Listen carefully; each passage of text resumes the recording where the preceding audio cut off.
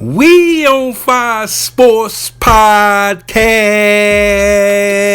The Spot, season number 4, episode number 47. And yeah, man, I hope you guys had a great weekend. I hope you guys was able to sit back and relax and enjoy what we all had across the sporting landscape as we mosey on along in the month of April. You know, first and foremost, if it's your first time listening, we on Fire Sports Podcast, The Spot. We provide high-fi takes and analysis across the sporting landscape. And if you're an OG of the show, man, I appreciate the check-in. I appreciate all the love. And as I mentioned, man, there was a lot going on across the sporting landscape this weekend. We had the conclusion of the NFL draft. We also, too, had the NBA playoffs and some of the most epic games we've seen so far in the playoffs this past weekend. Jumping off, we had a couple injuries. We had a couple injuries across the weekend, man. And first and foremost, word on the street is, and not sure if you guys have heard now, man, that Damian Lillard went out, with a blew out Achilles, man, in that epic matchup between the Milwaukee Bucks and the Indiana Pacers. I actually was watching the game when the injury happened, and I kind of knew what it was when it happened. And I was praying that it wasn't, because Dame Lillard, obviously he was out with the blood clots. He was able to, bounce back, get himself back right, and get back on the court. Definitely his services is needed for the Milwaukee Bucks to be able to get past the Indiana Pacers. And non-contact injury, man, and we've all seen it before.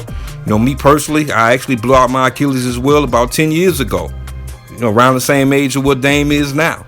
So, I know just the whole mental situation, man, and trying to bounce back, get yourself back right to the athletic form that you was before. And so first and foremost, man, my prayers go out, man, to Damian Lillard. And it definitely will change the series as we will get into the NBA playoffs. I'll break down, obviously, what we've seen across the weekend slate. But the NFL draft concluded. And first and foremost, man, congratulations to Cam Ward, the number 1 overall pick of the Tennessee Titans. This young man has came a long way in his career. Starting off at Incarnate Word, then moving up to Washington State University, and then moving way across the country to the Miami Hurricanes. And so congratulations to him. I think the Tennessee Titans are trying to move forward in a new direction. They got a new GM. Callahan, the head coach, these guys are trying to move into the AFC South supremacy, as we've seen, teams like the Houston Texans over the last couple of years go from a team that, wasn't good at all, man, to one of the good young teams across the National Football League. So well wishes out to the Titans and Titans fans up there in Nashville. Congrats. We also had my man Travis Hunter get selected 2nd overall by the Jacksonville Jaguars, as them and the Cleveland Browns executed a big-time trade on draft day. That definitely was exciting. And you can see the excitement from Travis Hunter, man, a two-way player, Heisman Trophy winner, man, go back down to his original home state of Florida for the Jacksonville Jaguars. There was a lot of thoughts about, the New York Giants and what they was going to do sitting at number 3. And they made a move to get Abdul Carter, which to me, pound for pound, he's the best defensive player in the draft. And there was a lot of, speculation with him with the foot injury and things of that particular nature, whether or not he was going to drop. And I think the Giants, did the smart thing and just take what I consider probably the best player on the board outside of the quarterback position. We had my man Ashton Jeanty go number 6 to the Las Vegas Raiders. And my man Pete Carroll, out there in Vegas. And I think that for me, it was a big time pickup for the Raiders. This team couldn't run the ball to save their life last season. So I think Genty's definitely going to add some juice. Also, too, as we all know, you got Geno Smith into the fold out there as well. So the Raiders look like they may be trending upward in regards. Also, there was a lot of speculation of what my Chicago Bears was going to do. It's my Chicago Bears pick Colston Loveland, number 10 overall. I thought they was going to go with Tyler Warren, but, they went to Colston Loveland way. And I got to give my kudos, man, to my man Isalim from the Weekly Dog Sports Betting Podcast. Not sure if you guys was able to check your boy out. I made a special appearance on there with a little draft, a little nugget on there, man. You can catch them boys at 5box 2300. But he called it. He said that he thought Colston Loveland was going to be a Chicago Bear. And boy, was he right. So there was a lot of intriguing, moves in the first, half or so of the draft. And the biggest news coming out of the NFL draft was obviously Shedeur Sanders. Shedeur Sanders had a great career, in college football. Started off at Jackson State, him and Deion and Travis Hunter, and moved on out to the University of Colorado. Definitely put the Bucks back on the map. And there was a lot of people that thought at the end of the day he was a first-round draft pick. There's a lot of people that thought that, the New York Giants was going to select him third overall with that third pick. And Shedeur Sanders slid all the way down to the fifth round, 144 overall. And it's been a lightning rod across the sporting landscape of just the reasons why and what happened and what jumped off and why he slipped so far. There's been a lot of people saying that it's, Deion's fault. There's a lot of people that's, going ahead conveniently pulling out that race card, which to me is just funny, just to say the least. Myself even being African American, I just thought that it was just hilarious. And I'll explain to you guys why. Because when I started watching the National Football League in the mid-1980s, and at that particular time, there was only a handful of black quarterbacks in the National Football League. Doug Williams, set the table, winning the Super Bowl for the then Washington Redskins in the 1987 strike, shortened season a little bit. Also, you had Randall Cunningham, you had Warren Moon.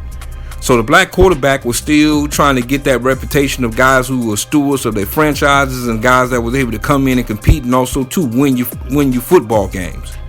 But since that period of time, we've seen Michael Vick go number 1 overall. We just saw Cam Ward go number 1 overall. We just seen Kyler Murray a couple years ago go number 1 overall. So we've seen Vince Young 3rd overall. So to me, the black quarterback and quote unquote, just that whole movement moving forward, we've gotten past that. The National Football League has gotten past that, meaning that if you can play, they're going to draft you. And so I thought it was funny just, seeing, just the whole race card being thrown out there, because at the end of the day, what the word was coming out on Shedeur Sanders is that he was blowing off these interviews with these teams. And to me, the telltale sign was his brother, Shiloh Sanders. When his brother came out and said, man, you know what? I'm going to go ahead and hire me an agent, which he signed on with Drew Rosenhaus, big-time power agent of the National Football League, because this thing with Pops is just not working. And that's where I'm going to land at with this. Is that because everybody loves Deion. I mean, he's one of the greatest athletes I've seen in the last 40 years across the sporting landscape, hands down. Two-way guy, baseball, football, Hall of Fame, obviously in the National Football League. But to allow your son to go into the NFL draft without an agent was a major mistake. It was a major mistake. And here's why. Is that the agent is a guy that works for you, and his main job is to get intel on the teams. Meaning that he has other clients that are playing for these teams. He gets an opportunity to see what these teams are thinking. And say if one of his clients goes into an interview and it doesn't go well, he's going to get that intel. They're not going to give that intel to Deion Sanders. And the reason why is that Deion Sanders is a threat. This guy potentially can be an NFL coach, and teams are not going to let him know exactly what they're thinking behind the curtain. And for me, and I got this information, I just was reading a little something or listening to a little something, man, on my man Peter King, legendary sports writer, man, just retired last season, covered the National Football League, most notably for Sports Illustrated. And he basically was saying that, his intel was Shedeur Sanders was not going in there and getting on the whiteboard. And we all know about the, if you follow the National Football League, about the whiteboard and John Gruden and Gruden's camp and going up there and, just displaying what you know. And to me, it's just like, once you did that, word get around fast, buddy. Word get around real fast on that. And so teams, even though, and I'm not, just, trying to cast aspersions on Shedeur Sanders as him being, say, a bad kid or something like that. What I'm saying is that Deion, with all the brash and all the flash, is that you got to prepare this kid for what's going to come up on the horizon. Everybody is not you running 4.2s who can run a 4.2 at the combine and it's a done deal. You know you're not going to drop in the 1989 draft no lower than 5th overall. Everybody knew that. I was a kid and knew that back then. And so this is a different circumstance. These teams, one, they're investing a whole big bag of money into you. The most important part is that some of these teams and some of these coaches and general managers potentially could be on the hot seat because that's the reason why they drafting early. And so you got to make sure that you got all your T's and your I's, dotted and crossed. Definitely when you go in and talk to these teams. And I think that it was a lesson that, was learned real bad. So for all of those out there that want to pull out the race card, just remember this, is that when your son or your daughter doesn't go in there prepared with the, T's crossed and the I's dotted, at some point, what do you expect from the teams? They're not going to just give you a gift if they feel like, hey, you don't really want it, because it's unfair to the other young men that go in those same rooms and are prepared at the same level as far as what the teams want to see. And we saw that during the NFL draft with the quarterbacks who went ahead of them, man. So that's my thought, man, just across that whole situation, man, with Shedeur Sanders. I definitely wish him the best for obvious reasons. I think he has an opportunity to be a starter for the Cleveland Browns, man, if he go in camp, put his head down, and just display some of the traits that he did at the University of Colorado. And coming up, we going to get into these NBA playoffs. There were some outstanding games. Can't forget about the buzzer beater, man, with the Denver Nuggets and the Los Angeles Clippers. That was an epic game. The New York Knicks up 3-1, man, pulling out a nail biter against the Detroit Pistons. Can't forget about them Los Angeles Lakers. Boys, the Los Angeles Lakers in a hole right now, down 3-1 versus the Minnesota Timberwolves. We definitely gonna get into that. And obviously, as I mentioned just a little moment ago, is that Dame Lillard has been reported out with a torn Achilles injury. Looks like he's going to be out, obviously, for this series, and it may compromise his services for the Milwaukee Bucks next season. So I'll definitely get into that. But first and foremost, man, I appreciate all the love and the feedback. I appreciate your ear. We on Fire Sports Podcast Spot.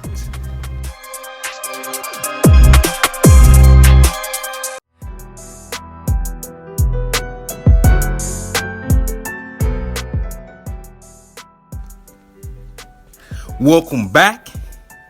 And it's time to dive into this NBA slate, as we had some epic games over the weekend in the NBA playoffs.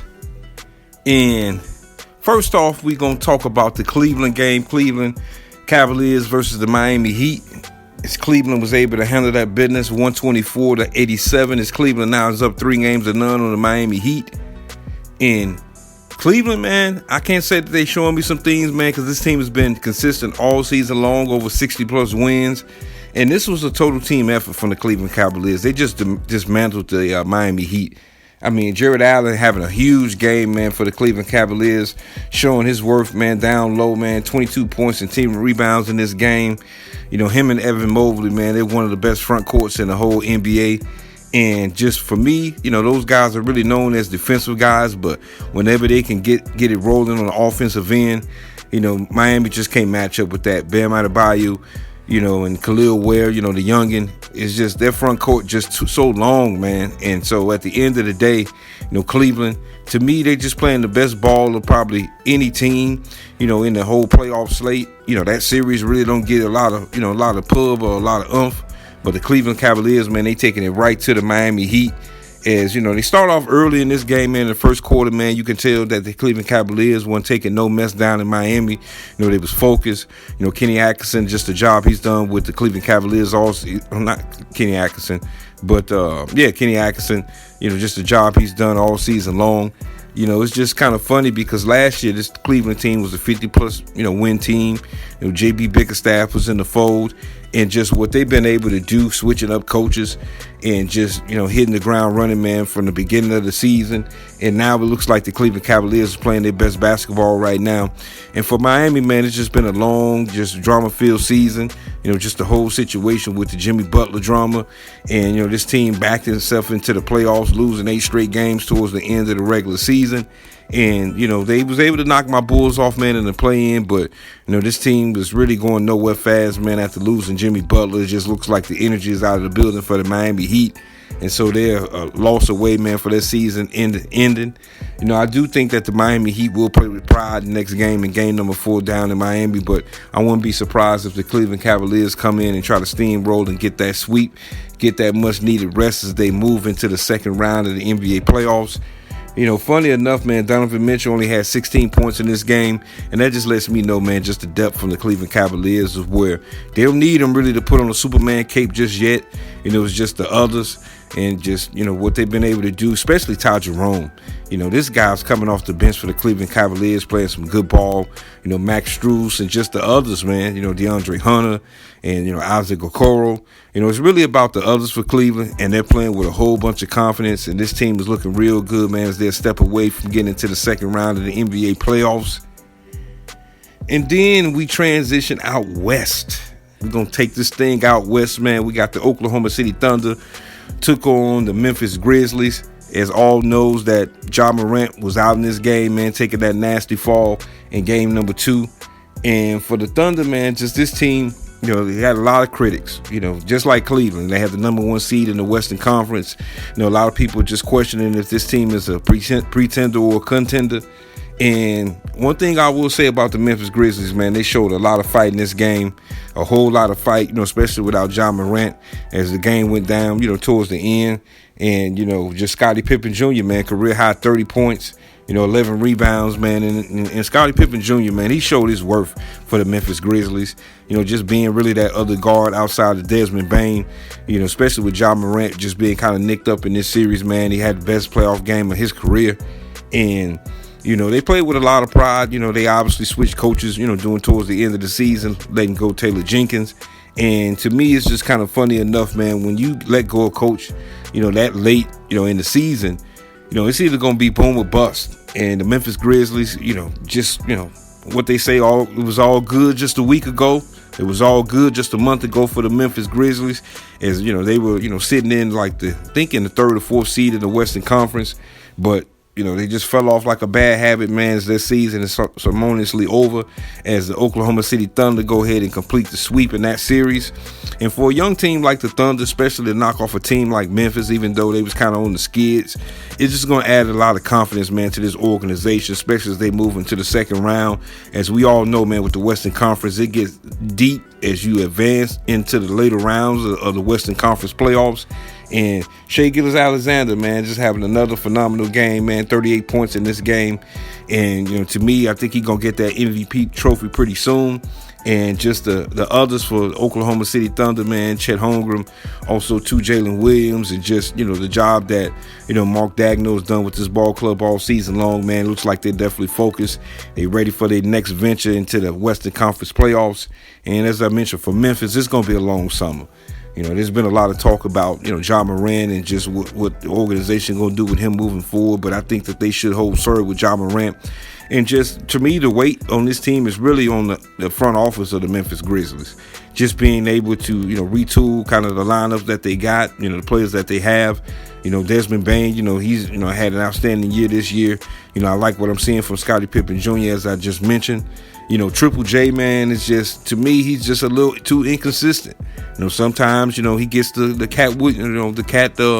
Karl Anthony Towns disease. Think he's the best, 3-point shooting big in the league.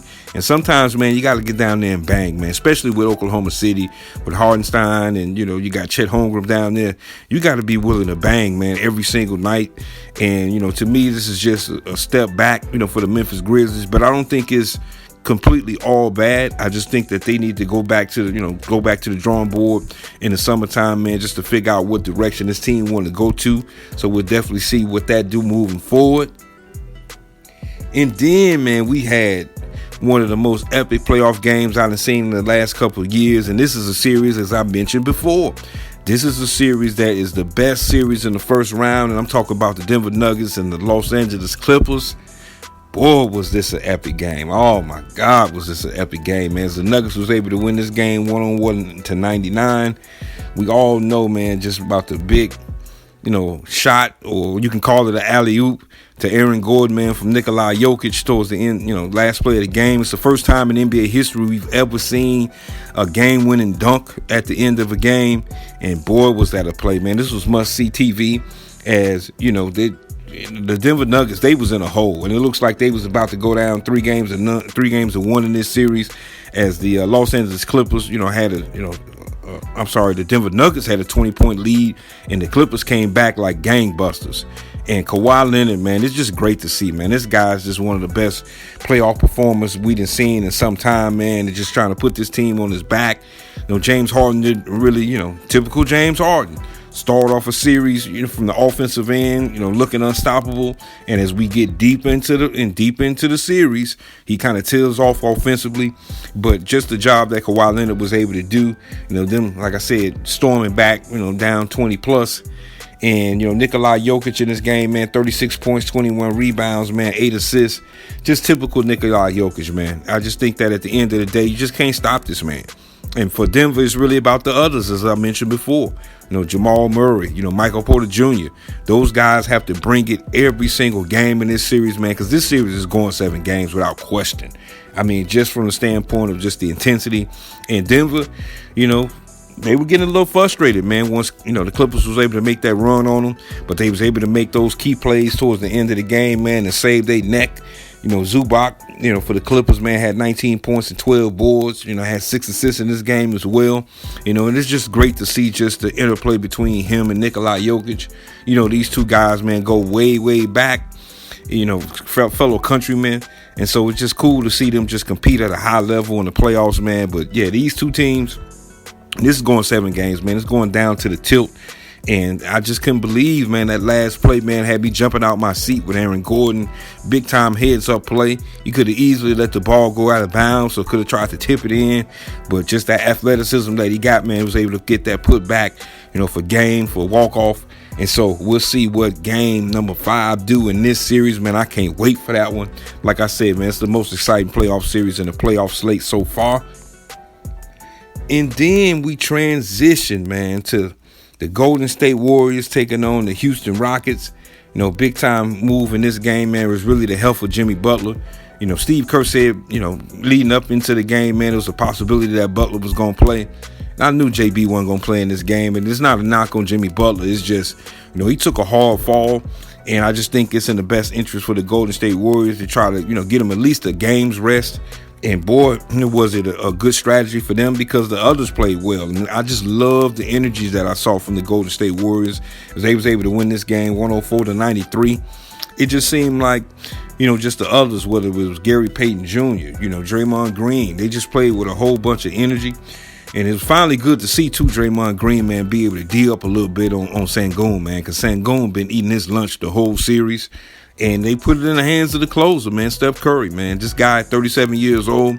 A lot of people, rant and rave about LeBron and what he doing at 40, man. But for a guy at age 37, man, to still have that bounce and that hop in the step, man, and be able to hit some of the toughest three-point shots we've ever seen in the history of this league, be able to get this team in a 2-1 advantage now in this series. And I got a feeling, and I said before this series, that this series was going to go 7 games. It looks like it may go 7 games. I mean, Houston, this is a huge game coming up for them in game number 4, just to see if they're able to bounce back and even this series.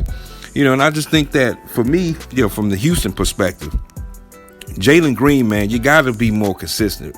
You got to be more consistent. Not only did you have, to me, a bad game, only having, 10 points in this game, but then you get into it with Draymond Green, man, just the mind games, man. Just he had him, at his disposal, man, towards the end, and just the subliminal message that I seen jumping off from a veteran standpoint. You can't get into that Jalen Green, man. You got to focus on your game. Houston, they got the number 1 seed in the Western Conference, so this is a team with good coaching. I think they may be able to bounce back. Not sure what Jimmy Butler gonna do, man, next game. He might be a game time decision. I got an inkling that he's probably gonna play in game number 4. But to see Steph Curry, man, just doing what he do and just giving this team, the Warriors, man, a puncher's chance, man. They played a good stretch of basketball, probably the last, 20 plus games of the regular season. And you can see now, man, that they actually believe that they can make a run in this Western Conference playoffs. But, Houston's a tall task. To be able to knock them off, man, is going to be a huge, tall task. And like I said, Houston, from their perspective, man, they got to be able to bounce back and, bounce back, man, in game number 4. It's obviously the biggest game of, the playoffs for them, man, being able to try to even up this series. So we'll definitely see what that do. And, man, coming up, we just going to take a look at the Lakers versus the Minnesota Timberwolves, man, the Sunday slate. Also, too, you got the Knicks and the Pistons. Also, too, the Bucks and the Pacers. We got beef out here on these streets series. So we definitely going to recap, man, what we saw on Sunday as well before we transition into the week and just the matchups that's coming up during the week in the NBA playoffs. First and foremost, man, I appreciate all the love and the feedback. I appreciate your ear. We on Fire Sports Podcast, the spot.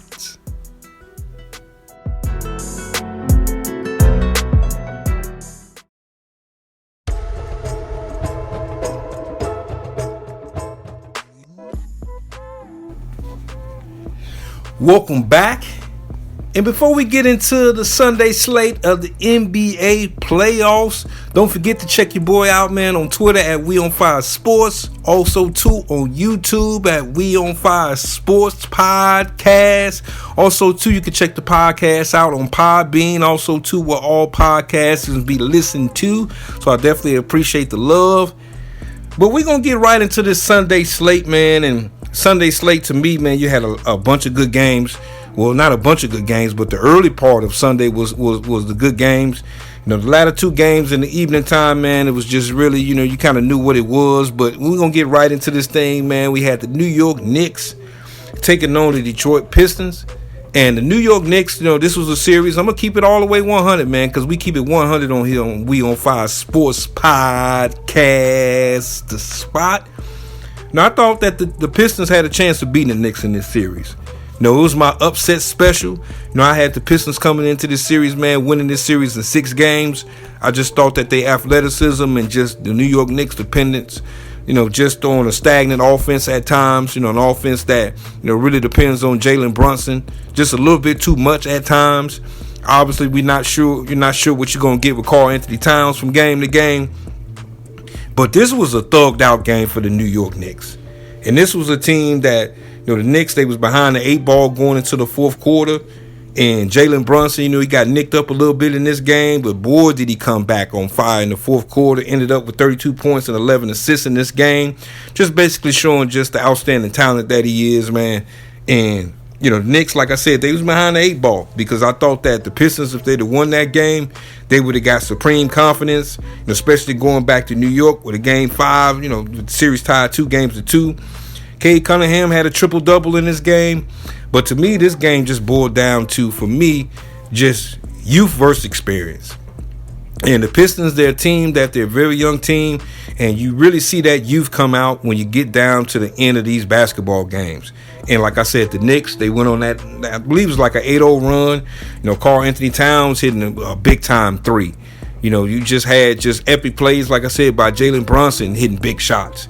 And it just seemed like, man, the Pistons, they offense took a step back in the fourth quarter. I mean, they was able to score 22 points in the quarter, but, they just basically looked like the air got let out of the bag on this team.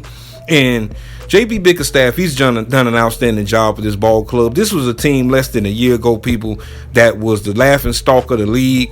They just went through that whole 10-year with Monty Williams and just, trying to rebuild. Looked like it was going to take 800 years for this team to rebuild. And Cade Cunningham, man, he's stepped up his game. And just, Durant, who I like, man, this guy's an enforcer. And I like the pieces, obviously, what we're called the unks on their team. Just the veterans that they got, Tim Hardaway Jr., playing big-time ball. Tobias Harris playing big-time ball. But they couldn't get him out the jam with the New York Knicks. The Knicks was able to win this game 94-93. Now the Knicks are up 3-1. And I just think that, the Pistons, they maybe got a chance at winning game 5 up in New York. I really don't see it at this point, just simply based on the fact that Madison Square Garden is going to be in a ruckus, man, in game number 5 as the Knicks try to close out the Pistons, man, and move on to the second round for the second consecutive season. And so I just think that, it's just youth versus experience, man. In Detroit, it's a learning lesson for them, man, moving on to next season for them if they do get eliminated in 5. But, the Knicks, they showed me some grit and some toughness, man, in game number 4 as they're one step away closer to the second round. Then we had really the matchup, man, that a lot of people across the country was geared up to see as the Minnesota Timberwolves took on the Los Angeles Lakers.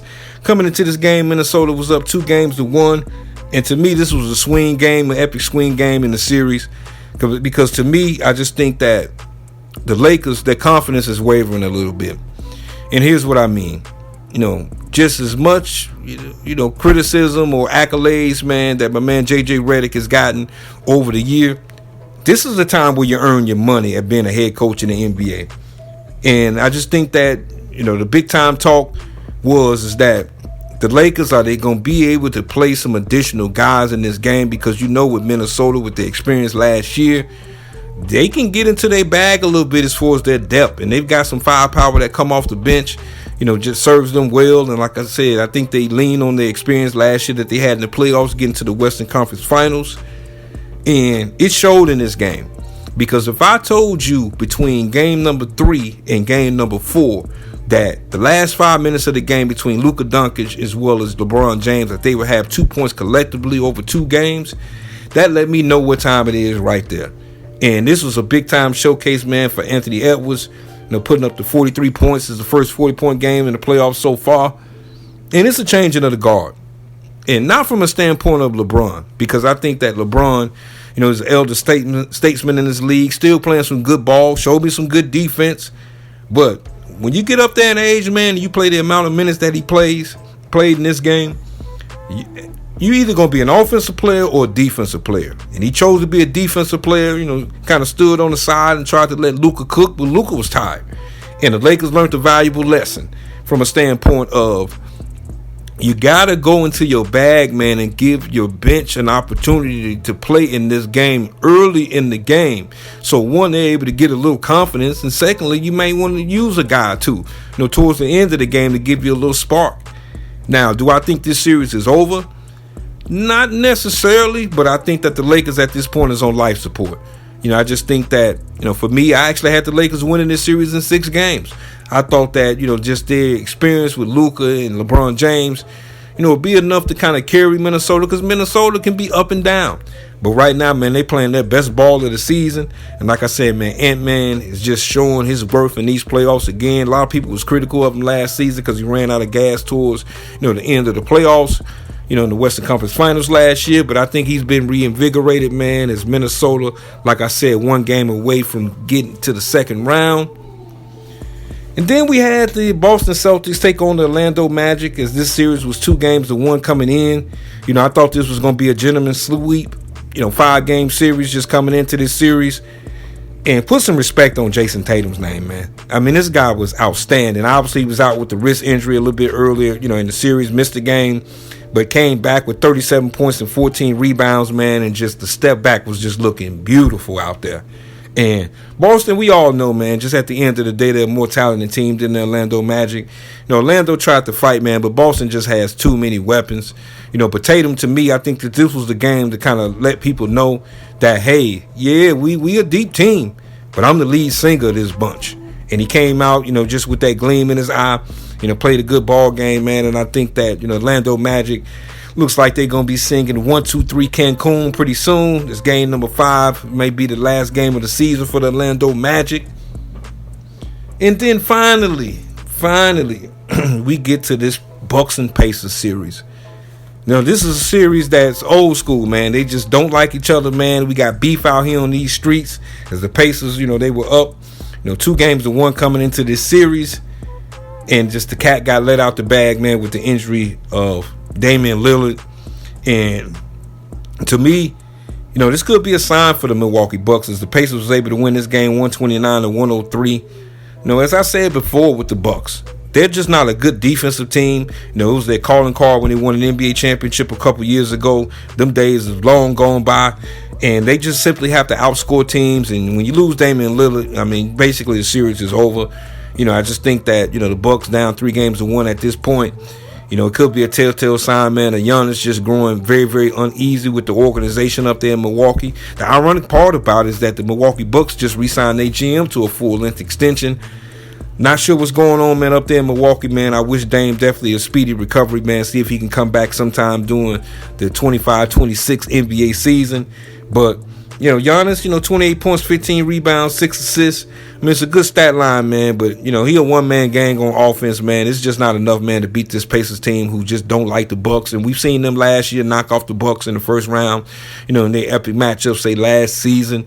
So, looks like, man, the Pacers are one step away, obviously, from getting into that second round of the NBA playoffs, man. And for the Bucks, it's going to be a long offseason, man. It's going to be a lot of rumors skewing just on not Damian Lillard, but Giannis and what he's going to do, if he's going to actually be out of, say, Milwaukee. So we'll see what that do.